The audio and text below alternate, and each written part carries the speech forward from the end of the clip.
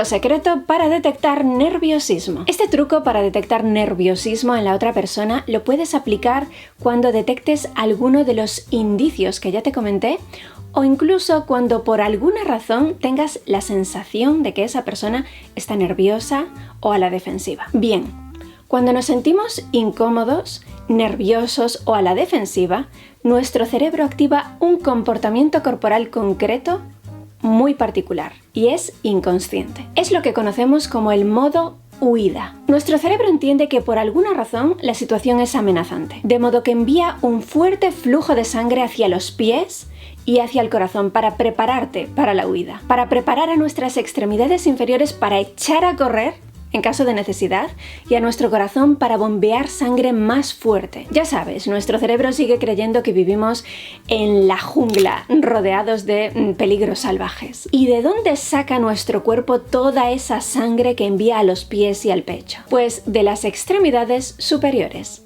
manos y brazos. Y lo que esto produce en consecuencia es que tengamos frío en las manos. Incluso que nuestros brazos se enfríen de forma notable cuando estamos nerviosos. Si estás ante una persona y quieres comprobar si está incómoda, si su cerebro ha activado el modo de huida, una forma muy fácil de hacerlo es tocando sus manos. Por supuesto, busca un modo sutil de hacerlo. Por ejemplo, un apretón de manos, si estáis al inicio de una interacción, será perfecto. Si no, busca un pretexto para entregarle algo o pedirle que te pase algo y deja que vuestras manos entren en contacto sutilmente. Si sus manos están frías, ahí tienes un indicio de que podría no estar muy cómodo en esa situación en particular. Obviamente, si en el lugar hace frío, pues no vas a poder utilizar este truco porque sus manos estarán frías independientemente de cómo se sienta. ¿Y qué ocurre si lo de tocarle las manos se vuelve misión imposible porque sería demasiado raro? Pues fíjate en otro tipo de comportamientos que podrían indicar que tiene frío en las extremidades superiores. Por ejemplo,